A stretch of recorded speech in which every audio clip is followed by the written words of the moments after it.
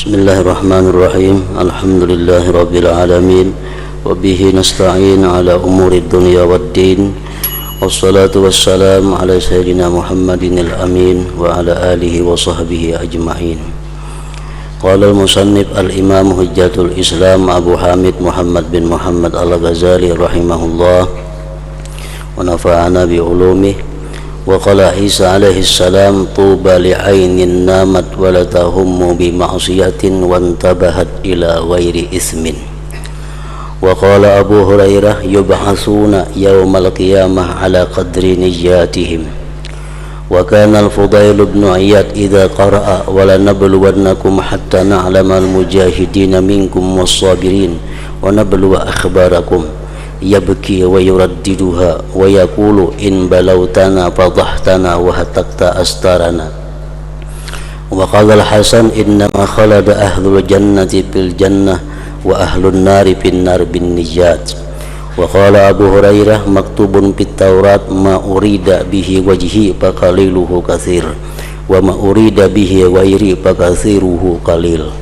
Wa qala Bilal bin Sa'din innal 'abda la yaqulu qawla mu'min fala yada'uhu Allah azza wa jalla wa qawlahu hatta yanzura fi amali fa idza amila lam yada'uhu Allah hatta yanzura fi wara'ihi fa in tawarra'a lam yada'uhu hatta yanzura madza nawa fa idza salahat niyyatuhu fa bil hari ay yusliha ma duna dzalik fa idzan imadul a'mal an-niyyat fal amalu muftakirun ila niyyah liyasira biha khaira wan niyyatu bi nafsiha khair wa in ta'azzara al-amalu bi'aikin ila akhir. Makna daripada kalam al-Imamul Ghazali rahimahullah wa nafa'ana bi ulumi. Nabi Isa alaihi salam bersabda, berbahagialah, beruntunglah artinya bagi mata yang tidur dan tidak bercita-cita dengan perbuatan maksiat. Artinya beruntung orang yang tidur sedangkan dia sebelumnya itu tidak ada merencanakan untuk berbuat sesuatu maksiat. Beruntung orang yang guring, sebelum guring itu kadada niatnya, kadada rencananya hendak berbuat maksiat kaina bangun guring, nah itu beruntung.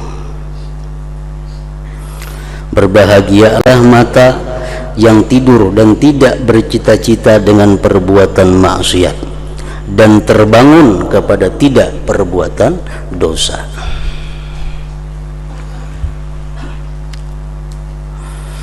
Abu Hurairah radhiyallahu anhu berkata, mereka manusia kelak akan dibangkitkan pada hari kiamat menurut kadar niat mereka.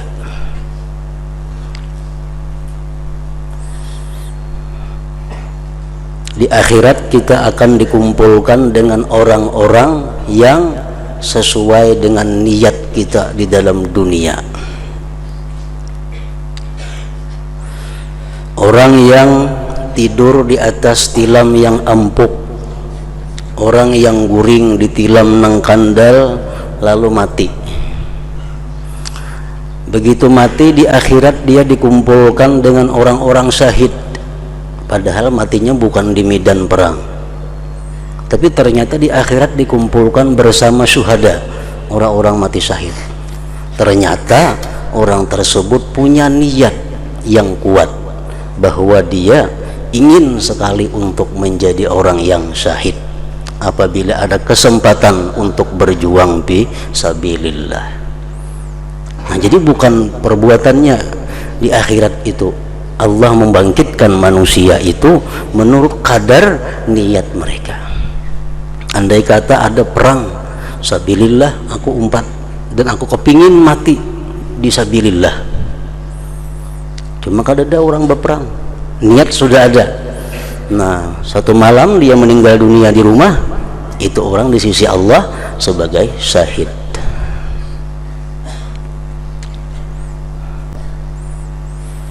Contohnya lagi, seorang perempuan yang belum kawin atau kada kawin. Seorang perempuan yang kada kawin ini mati. Ternyata si perempuan yang kada kawin ini di akhirat dikumpulkan Allah bersama-sama dengan perempuan-perempuan yang sangat bakti kepada suaminya. Dan dalam dunia kada pernah kawin. Kenapa di akhirat berkumpul lawan perempuan-perempuan yang bakti lawan suaminya?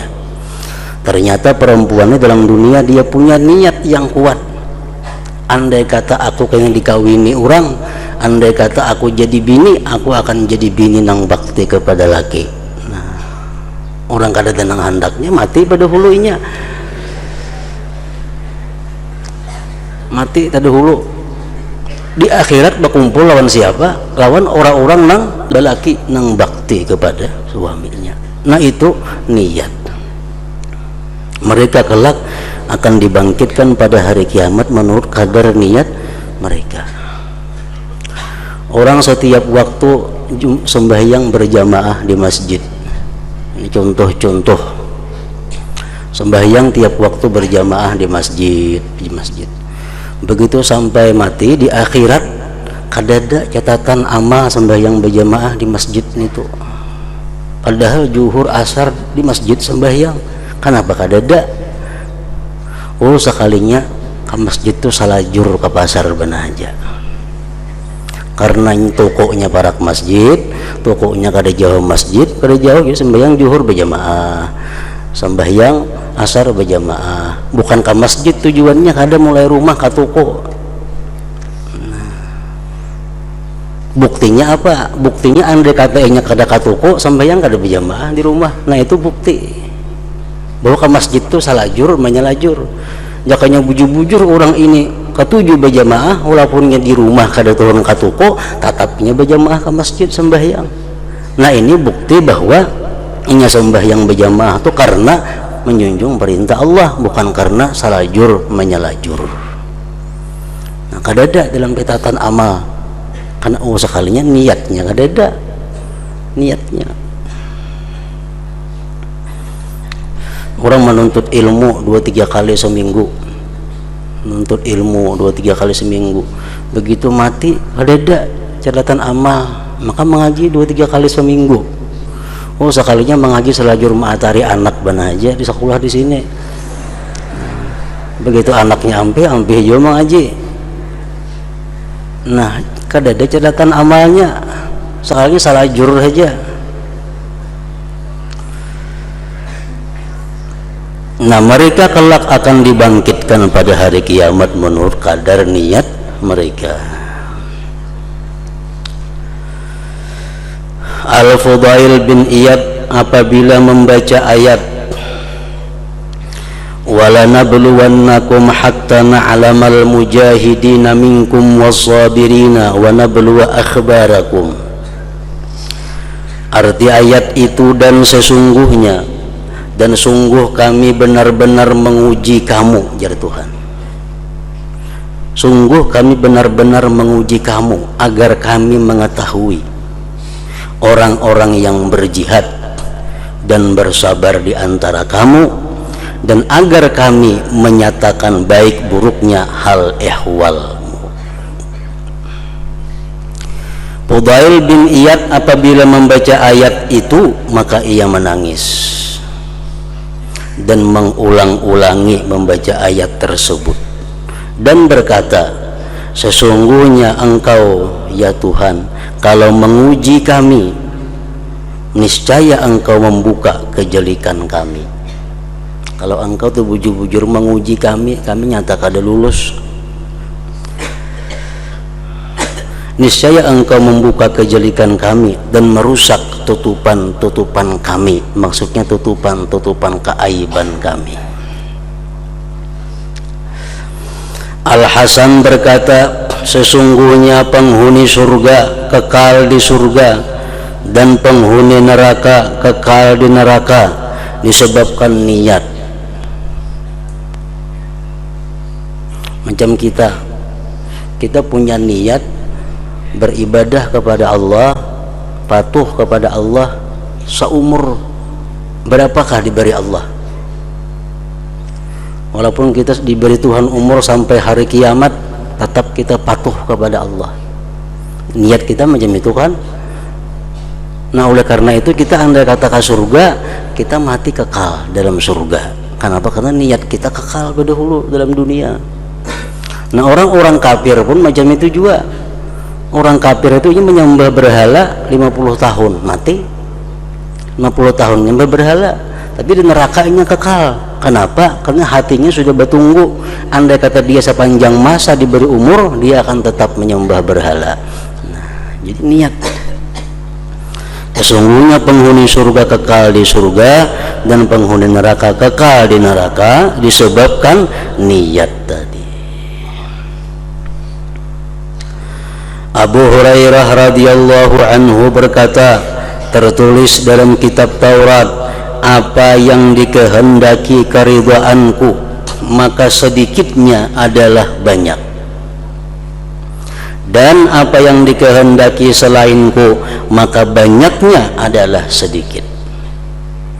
Amal perbuatan yang walaupun kecil tapi dengan tujuan mencari keridhaan Allah, walaupun amalnya sedikit tapi nilainya sangat besar di sisi Allah Subhanahu wa ta'ala.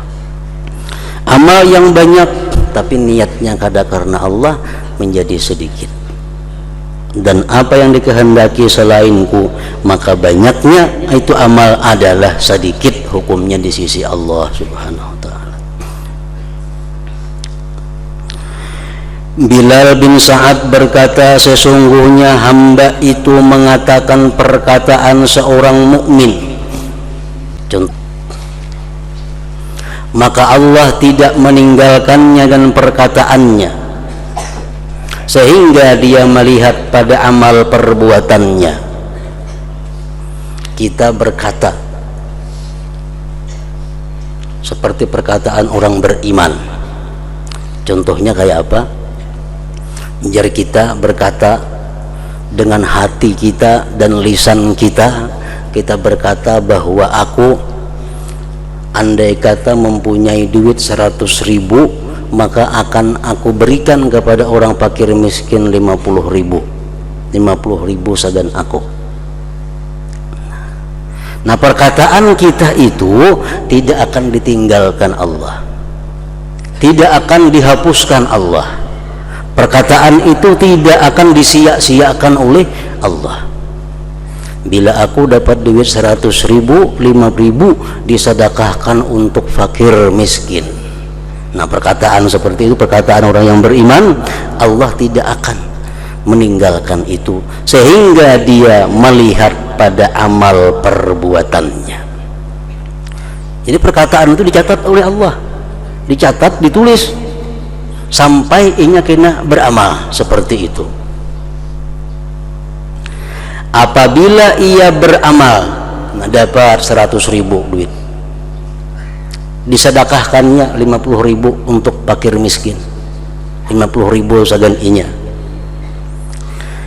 maka Allah tidak meninggalkannya. Dicatat oleh Allah. Inya sudah berniat tadi, inya sudah melakukan, dicatat. Allah kada akan meninggalkannya sehingga dia melihat kepada sehingga dia melihat pada waraknya. Waraknya orang ini macam apa? Waraknya orang ini macam apa? Duit yang diberikannya dari apa hasilnya? Duit yang diberikan disedekahkannya dapat dari mana? Allah selidiki itunya, Allah ketahui itunya. Apabila ia warak, ternyata duit 100.000 duit yang baik, yang halal, nah, maka Allah tidak meninggalkannya. Allah catat lagi bahwa ini adalah duit dari hasil yang halal, maka Allah tidak meninggalkannya sehingga dia melihat kepada apa yang ia niatkan. Nah, terakhir yang ia niatkan apa? Kalau niatnya baik, maka sepantasnya bahwa dia akan memperbaiki apa yang kurang dari yang demikian itu. Nah, jadi kalau kita berniat sesuatu perbuatan yang baik, dicatat 1 oleh Allah. Begitu sampai kepada kenyataannya, kita perbuat sesuai niat, dicatat 10. Nah, 1 lawan 10 ini jadi berhasil, jadi simpanan kita apabila kita wara. Apabila kita dalam kehidupan ini menjauhi yang diharamkan oleh Allah Subhanahu wa Ta'ala. Kita berniat malam ini sembahyang 11 rakaat, dicatat 1 oleh Allah. Sampai tengah malam sembahyang 11 rakaat, dicatat lagi 10 oleh Allah. Apakah 1 dan 10 itu menjadi simpanan kita sampai hari kiamat kaina? Tergantung waraknya kita. Nah, kalau kita ini hidup tidak bersifat wara, artinya nang halal dimakan dipakai, nang haram mau makan mau dipakai, nang halal mau, kada ada urusan halal haram bagi orang ini sama. Bila dia wara, itu ada harapan untuk diterima oleh Allah. Bila kada wara, orang ini sebagaimana perkataan Ibnu Umar radhiyallahu anhu, "Law shallaitum hatta takunu kal hanaya wa sumtum hatta takunu kal autar lam yataqabbalillah minkum illa bi wara'in hajiz." Andai kata kamu sembahyang sehingga kamu itu bungkuk seperti busur panah. Orang memanah tuh kan bingkuk lonan sininya, bingkuk. Awak kita bungkuk katuhukan sembahyang. Dan jikalau kamu puasa sehingga kamu kurus kering seperti tali awak puasa, Allah tidak akan menerima yang demikian daripada kamu kecuali dengan wara. Orang wara pastikah diterima oleh Allah? Belum tentu juga. Kalau niat waraknya itu kada bujur pula. Ada orang yang wara, yang berhati-hati dengan yang haram, dengan yang syubhat, tapi niatnya kada ikhlas. Niatnya supaya dikatakan orang bahwa dia wara, supaya dikatakan orang bahwa dia apik dalam mengambil yang tidak jelas hukumnya. Nah, ini niat waraknya kada bujur. Waraknya bujur, niat waraknya kada bujur. Nah, itu pun juga kada akan dihiraukan oleh Allah Subhanahu wa Ta'ala. Nah, jadi perbuatan yang baik itu dimulai dengan niat, dikerjakan dengan penuh kewaraan, dan waraknya pun dengan niat yang baik juga. Jadi tiang segala amal perbuatan adalah niat. Tiang segala amal perbuatan adalah niat.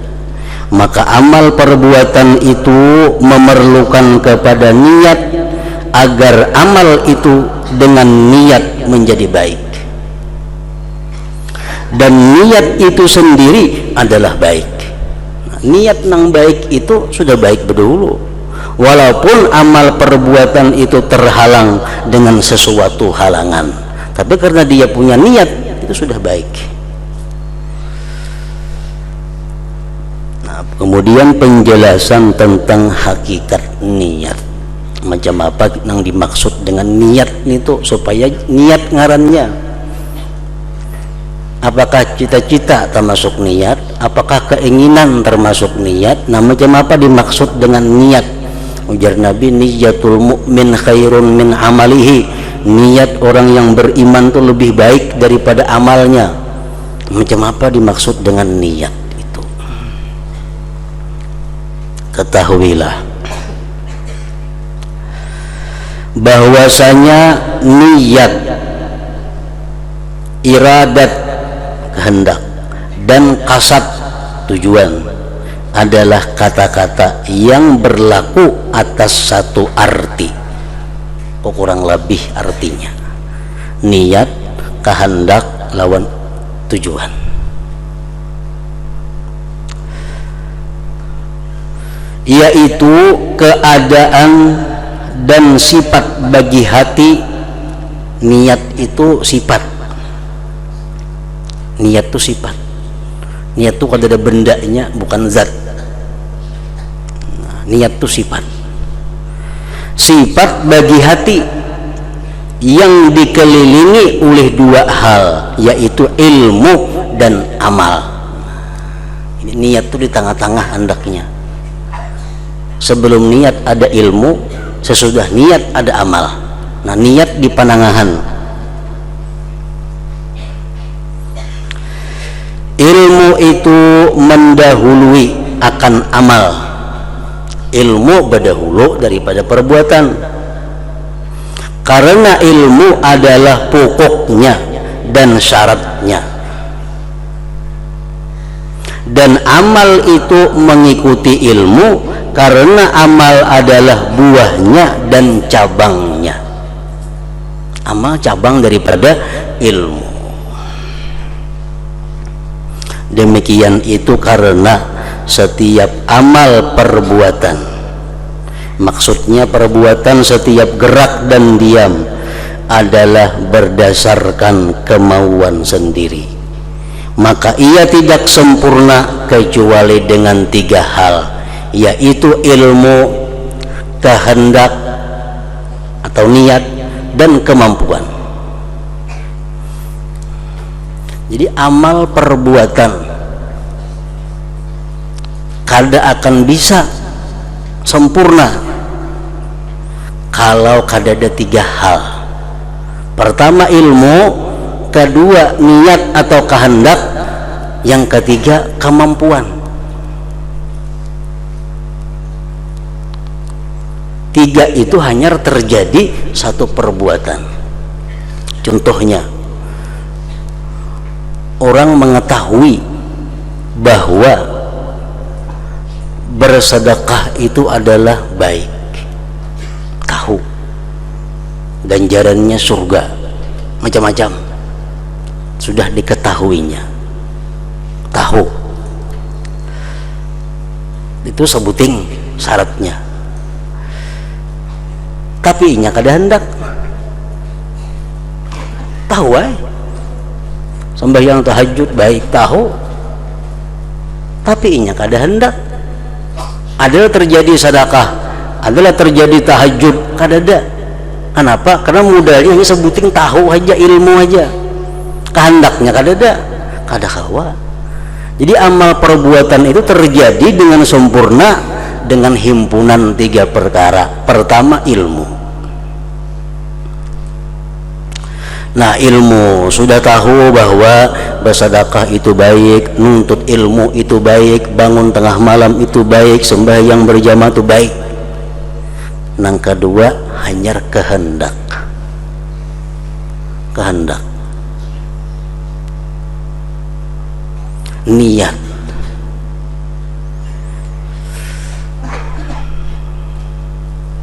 Bersedekah baik, lalu hendak. Nah, hendak. Sembahyang tengah malam baik, lalu ini hendak. Tapi belum terwujud juga lagi amalnya. Bila kada ada nang ketiga apa? Dan kemampuan. Dan kemampuan. Bersedekah baik, tahu. Hendak benar, mang disedekahkan kada ada. Kawalah, kada mampu.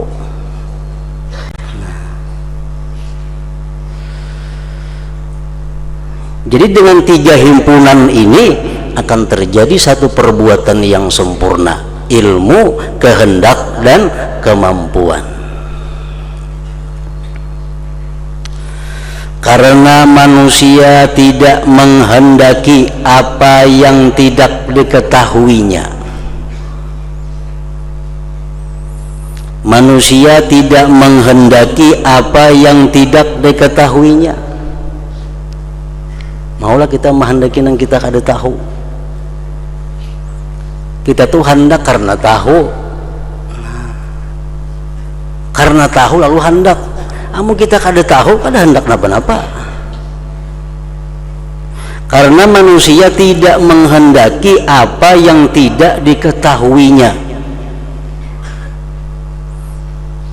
Jadi orang yang kada banyak tahu tentang dunia itu lebih baik daripada banyak tahu tentang dunia.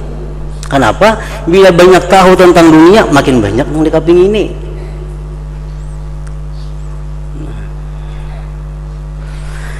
Maka tidak boleh tidak untuk mengetahuinya. Ilmu dahulu artinya pengetahuan.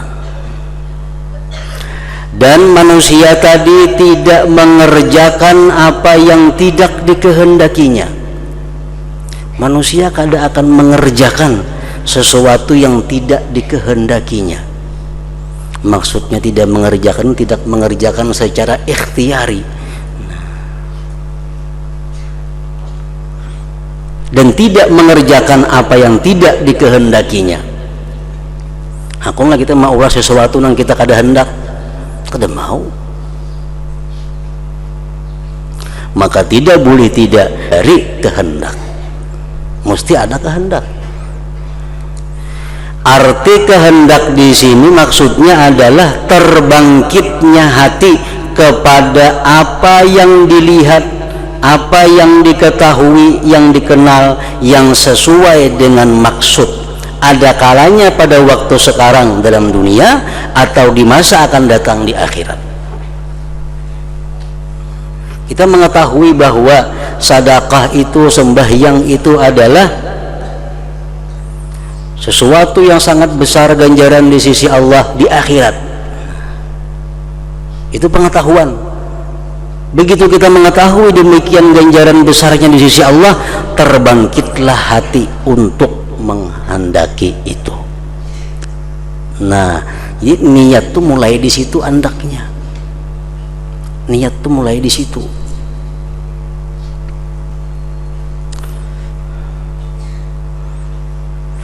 Maka manusia diciptakan di mana sebagian perkara cocok dengannya dan sesuai dengan maksudnya.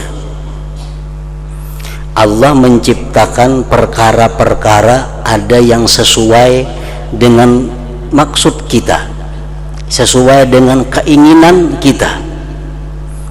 Contohnya sihat. Semuaan manusia kepingin sihat. Mampu. Manusia kepingin jadi orang yang mampu. Dan sebagian perkara Allah ciptakan berselisih dengannya, sakit. Nah, itu kada cocok lawan kita. Susah, itu kada cocok lawan kita, kada kepingin kita. Nah, jadi Allah menciptakan hal-hal, perkara-perkara ada yang kita katujui, ada yang kita kada katuju. Nah, maka ia memerlukan kepada menarik perkara yang sesuai, yang cocok kepada dirinya, dan menolak yang mendatangkan bahaya yang bertolak belakang dari dirinya. Lalu si manusia ini berusaha untuk mengambil nang cocok lawan dirinya, menghindari, menjauhi nang kada cocok lawan dirinya. Manusia berusaha agar dia sehat, agar dia kaya, agar dia berilmu, berusaha untuk menarik itu. Dan manusia menjauhi, menolak sakit, menolak bangkrut, menolak dan sebagainya kada baiknya. Maka ia memerlukan dengan pasti kepada mengenal dan mengetahui sesuatu yang mendatangkan bahaya dan mendatangkan manfaat, sehingga menarik ini dan lari dari ini. Jadi manusia mesti tahu nang mana nang menyenangkan lawan inya, nang mana nang menguntungkan lawan inya, nang mana nang memberi manfaat lawan inya. Manusia mesti mengetahui itu supaya bisa menarik. Dan manusia mesti tahu apa-apa yang membahayakan lawan dirinya supaya bisa menolak, supaya bisa menjauh. Nah, jadi ilmu. Sesungguhnya barang siapa yang tidak melihat makanan dan tidak mengenalnya, maka tidak mungkin ia memakannya. Di tahun 90-an ke bawah, kita kada hendak makan Kentucky. Kenapa? Kada tahu. pada kentaki itu ada, kada mengenal. Terlintas di pikiran kita aja kada ada hendak makan kentaki, kada ada. Karena kita kada tahu pada itu makanan, dikira ngapa kentaki ini tuh.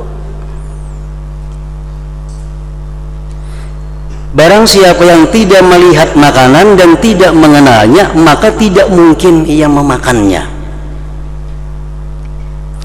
Dan barang siapa tidak melihat api, maka ia tidak mungkin lari daripadanya. Orang tuh kada tahu bahwa itu api. Api itu menghanguskan, membahayakan. Nya kada tahu. Kada mungkin lari daripadanya, kada mungkin menjauh daripadanya. Nah, maka Allah Subhanahu wa ta'ala menciptakan petunjuk dan pengertian dan menjadikan sebab-sebab baginya, yaitu panca indera yang zahir dan yang batin.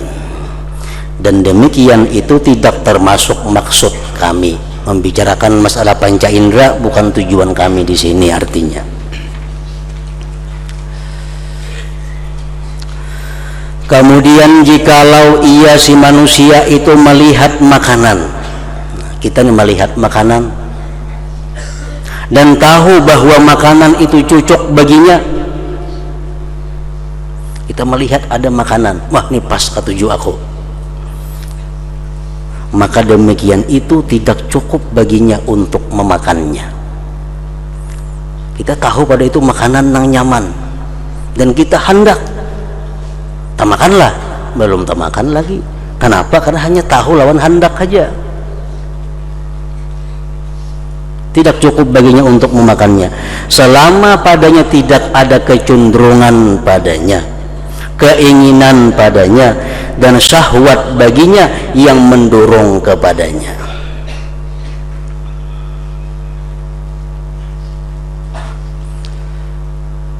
Karena orang yang sakit, ia melihat makanan dan tahu bahwa makanan itu cocok, makanan itu nyaman, tahu, dan dia tidak mungkin memakannya karena tidak ada keinginan dan kecenderungan dan tidak ada pendorong yang menggerakkan kepadanya. Orang garing suruh ayam goreng, tahu ya pada nyaman itu, tahu, tapi nya kada ada liurnya, pahit liurnya, kada kepingin disuapin di luaknya. Padahal tahu pada itu makanan yang nyaman, cuma karena inya kada ada kehendak dan membangkitkan dirinya, kada ada nafsunya, kada makan inya. Nah, maka Allah Ta'ala menciptakan bagi manusia kecenderungan, keinginan, dan kehendak. Maksudnya kecenderungan pada dirinya kepada makanan itu dan menghadap dalam hatinya kepadanya. Kemudian demikian tidak cukup baginya. Ada makanan yang nyaman, tahu kita pada nyaman, dan hendak makan ada, dorongan kuat hendak makan itu, belum tentu kita kau makan. Duitnya kada ada nukar kau lah. Beli wadah melihat di warung nah, gana-gana wadai iwak, hendak duitnya kada ada kemampuan, kada kau makan. Orang garing tadi mulai kehendaknya sudah kada ada, ini kehendaknya ada, cuma kemampuannya kada ada. Maka banyak sekali orang yang menyaksikan makanan, berkeinginan padanya, berkehendak memakannya, hal keadaannya lemah daripadanya karena keadaannya lumpuh umpamanya. Maka diciptakan baginya kemampuan dan anggota badan yang bergerak sehingga dengannya sempurna memakannya. Nah, itulah perbandingannya ibadah yang kita lakukan. Pertama dasarnya adalah kita mengetahui dahulu bahwa ibadah itu perlu, ibadah itu memberikan manfaat yang luar biasa kepada kita. Nah, dengan itu diharapkan akan timbul kita keinginan, kebangkitan hati untuk melaksanakan itu, dan kita pulang minta kepada Allah kemampuan untuk melaksanakan ibadah itu. Nah, bila tak kumpul tiga, pengetahuannya ada, kehendaknya ada, kemampuannya ada, terlaksanalah satu ibadah, satu perbuatan. Anggota badan itu tidak bisa bergerak kecuali dengan kemampuan, dan kemampuan itu menunggu pendorong yang membangkitkan. Kan kemampuan itu menunggu pendorong, dan pendorong itu menunggu ilmu dan ma'rifat, pengetahuan atau dugaan dan i'tikad. Belirit aja nih tuh. Kemampuan kada akan timbul kalau kita kada berkehendak. Berkehendak kada akan timbul kalau kita kada tahu. Kalau kita kada tahu. Jadi manusia-manusia yang kada beribadah itu macam-macam. Manusia yang kada sembahyang, manusia yang kada taat lawan Allah. Ada yang memang inya kada tahu, lalu kada ada kepingin, lalu kada ada kemampuannya. Ada yang tahu, cuma pengetahuan itu kada sampai kepada memberikan kehendak, kada sampai memberikan minat, membangkitkan. Ada yang tahu hendak tapi kada mampu. Nah, jadi orang meninggalkan ibadah itu salah satu antara tiga itu. Kita kada sembahyang malam padahal tahu, padahal hendak, cuma bila malam teguringan, bangun siang sudah kada kawa. Ada macam itu. Ada yang memang kada tahu pada malam tu baik, jadi kada ada minat, kada ada kehendak karena kada tahu. Macam-macam.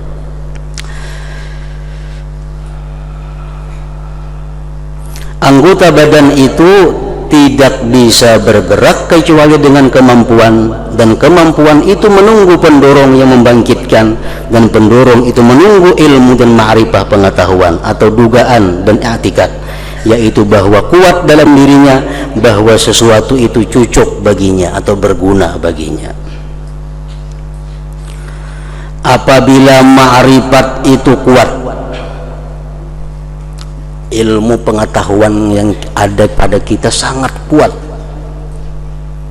bahwa itu lezat, bahwa itu memberi manfaat, bahwa itu berguna.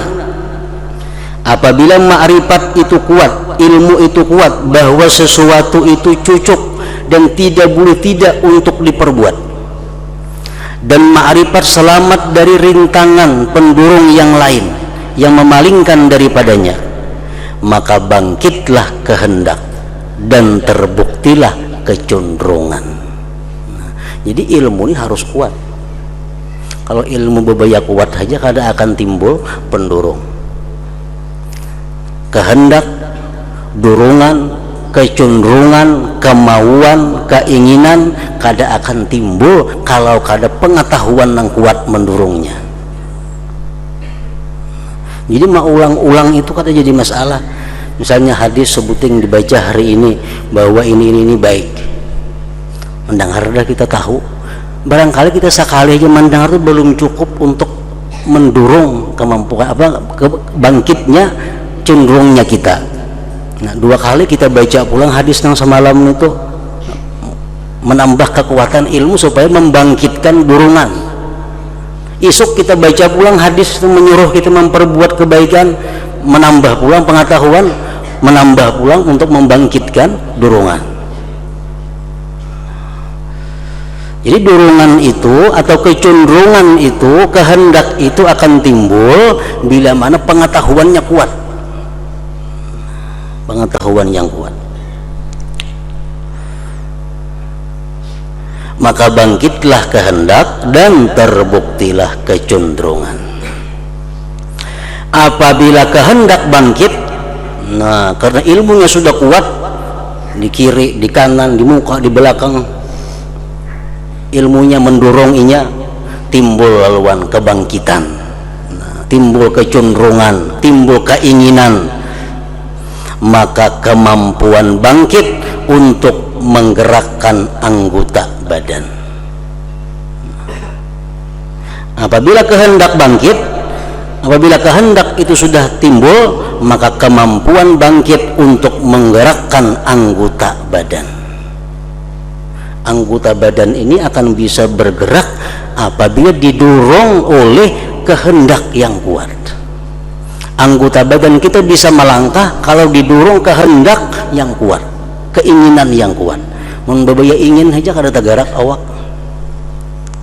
mun babaya kapingin, babaya hendak aja kada bergerak awak. Itu ada rambutan nah, di 3 meter pada sini ada rambutan di semeja. Tahu ya pada itu nyaman rambutan, hendak tapi sedikit saja hendaknya. Kalau kuliah sama ambil tuh, kada tak ambil 3 meter tadi. Kenapa? Kuatnya babaya hendak aja. Kalau babaya hendaknya itu kada mampu menggerakkan badan kita. Kalau kehendaknya ini kuat, jangankan 3 meter kabiraya ngaku aja mendatangi, karena tahu pada itu nyaman, itu cocok. Nah kehendaknya kuat, aku aja kabiraya atau kemana-mana mencari. Nah jadi kemampuan badan manusia itu ditimbulkan oleh kehendak yang kuat. Apabila kehendak bangkit, maka kemampuan bangkit untuk menggerakkan anggota-anggota badan. Maka kemampuan adalah pelayan, kemampuan adalah pelayan bagi kehendak.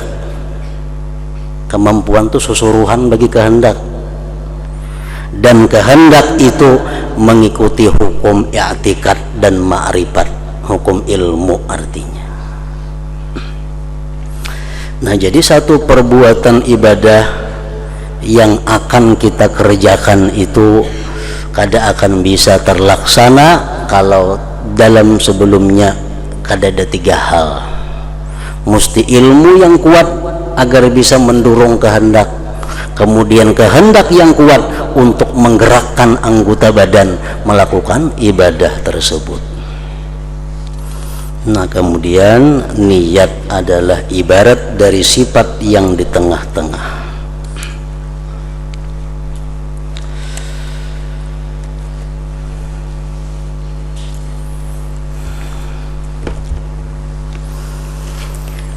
Afdal dzikri fa'lam annahu la ilaha illallah Muhammadur Rasulullah, la ilaha illallah Muhammadur Rasulullah, la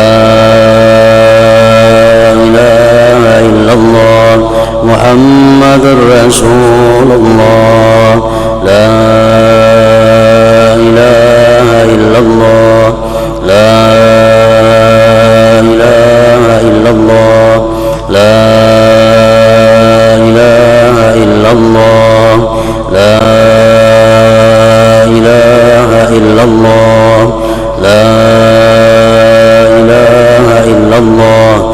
Allahu Allah, Allahu Allah, Allahu Allah, Allahu Allah, Allahu Allah, Allahu Allah, Allahu Allah, Allahu Allah, Allahu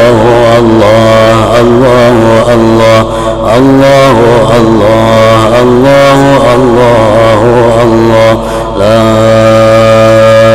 ilaha illallah Muhammadur Rasulullah, la ilaha illallah Muhammadur Rasulullah, la ilaha illallah Muhammadur Rasulullah, la ilaha illallah. Al-Fatihah. فيا أيها الراجون منه شفاعة صلوا عليه وسلموا تسليما. اللهم صل